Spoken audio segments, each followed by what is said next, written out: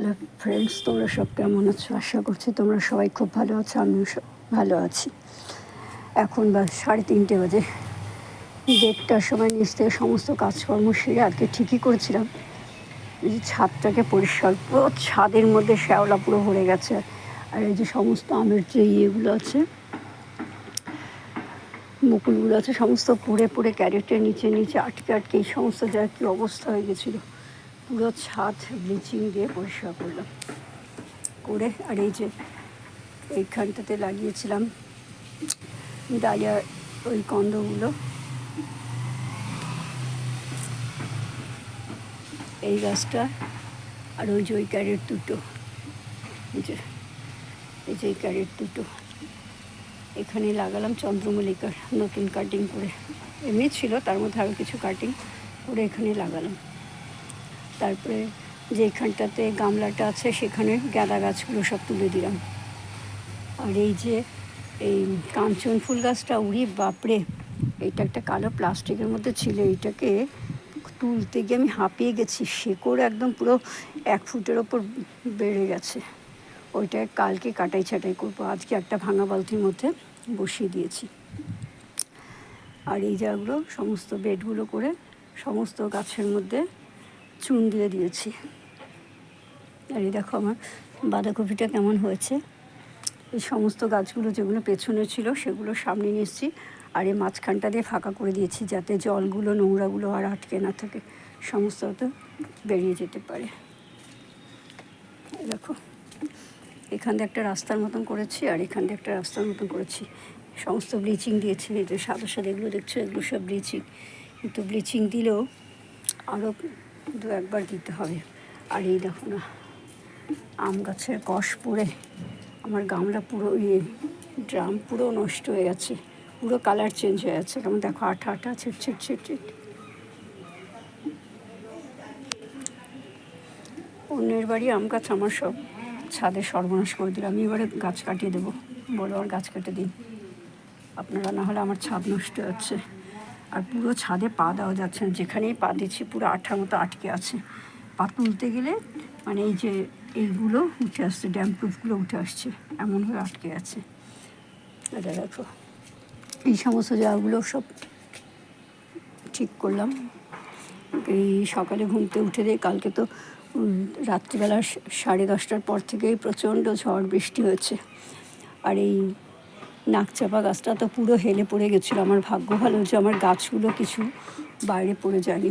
গাছগুলোকে সব আমি নিচে নামিয়ে দিয়েছিলাম, এই যে নিচে নামিয়ে দিয়েছিলাম, যার ফলে পড়ে যায়নি। আর আজকে কী করলাম, ওই জন্য মাটি দিয়ে যে টবটাকে ওখানে রেখেছি সেই টবটাকে ওখানে চাপা দিয়ে রাখলাম। আর যখনই বৃষ্টি হবে এগুলো নিচে নামিয়ে দিতে হবে, নাহলে কারো মাথায় যদি পড়ে ওপর থেকে বিপদ হয়ে যাবে, সেন্সলেস হয়ে যাবে। তারপর তো আমি ফেসে যাবই যাবো।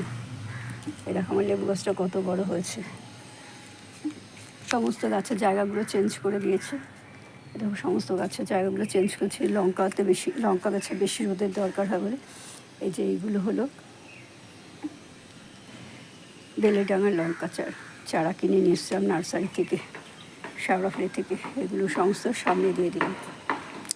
আর এই দেখো এখানে সমস্ত গাছগুলো আবার ঠিক করে লাগিয়ে দিলাম। এই দেখো চন্দ্রমল্লিকা ফুলটা দেখো কি সুন্দর ফুটেছে, এখন দেখা যাচ্ছে। আর লাউ গাছ থেকে কী করছে দেখবে চলো।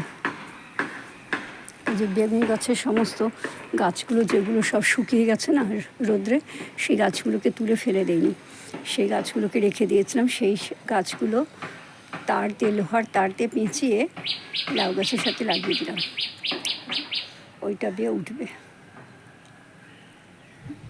আর পাশে দিয়ে যে ছোট ছোট ব্রাঞ্চ বেরিয়েছিল সেই ব্রাঞ্চগুলো সমস্ত কেটে দিয়েছি। একটাই হয়েছে, দেখা যাক কী হয়।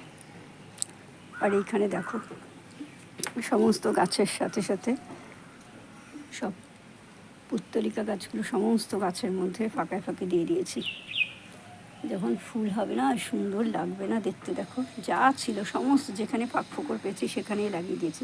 আর নয়নতারা এ দেখো এই করবী গাছগুলোর মধ্যে লাগিয়ে দিয়েছি, এইখানে লাগিয়ে দিয়েছি। এইগুলো করে ডালিয়া চারা নিয়ে আসা হচ্ছিলো, এখানে লাগিয়ে দিয়েছি। দেখুন সমস্ত পুরো ভরে দিয়েছি। এই ডালটা ভাঙা আছে।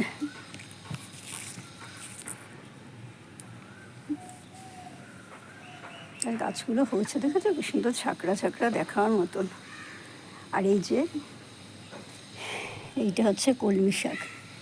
এই কলমি শাকগুলো আমার একটা শিশির মধ্যে ছিল। শিশি, হ্যাঁ, হরলিক্সের প্লাস্টিকের শিশি ছিল, সেই শিশির মধ্যে ছিল। সেই শিশি থেকে নামিয়ে এইখানটাতে লাগিয়ে দিয়েছে। এই শিশি যখন ছিল তখন পুরো শুকনো ডাল হয়ে গেছিলো। তারপরে এখানে নামিয়ে দেওয়ার পরে দেখো এখানে কি সুন্দর পাতা গজিয়েছে। আজকে সমস্ত গাছের থেকে শাক তুলে নিয়েছি। যেমন পালং শাকের পাতাগুলো খুব বড় বড় হয়েছিল, পালং শাকের পাতা তুলে নিয়েছি। কুমড়ো শাক নিয়েছি, লাউ শাক নিয়েছি, তারপরে পালং শাক নিয়েছি। বাঁধাকপির পাতাটা ছিঁড়িনি শুধু। আর নিচে অনেক রকম গাছ ছিল, সমস্ত গাছ থেকে দু চারটে করে পাতা তুলে নিয়েছি। দেখছি এখানে পাতাগুলো খেয়ে নিচ্ছে, আর পাতাগুলো এখন পোকা খাচ্ছে, তার থেকে মানুষ খাক, এই জন্য তুলে নিচ্ছি। ঠিক আছে ফ্রেন্ডস, এখন তোমরা আমাকে দেখে অবশ্যই কমেন্ট করে বলো যে এখন কেমন লাগছে। যদি ভালো লাগে তাহলে আমার ভিডিওটা, তাহলে অবশ্যই লাইক করো, শেয়ার করো, সাবস্ক্রাইব করো, পাশে থাকা আইকন বেলটা বাজিয়ে দিও। দেখা হবে আগামী একটা ভিডিওর সাথে। দুপাশ দিয়ে গ্যাপ করলাম, আর এখান থেকে জল টল পড়তে অসুবিধা হবে না, আর আমারও পরিষ্কার করতে অসুবিধা হবে না, ফুল তুলতে অসুবিধা হবে না। কিন্তু সমস্যা গেছে সামনে যে বড় ক্যারেটটা, লঙ্কা গাছটা, এটা বেশি বড় ক্যারেট তো, এটা খুব ভারী, সমস্ত মাটি তো, আমার প্রত্যেকটা ক্যারেটই মাটি দেওয়া। Bye, tata.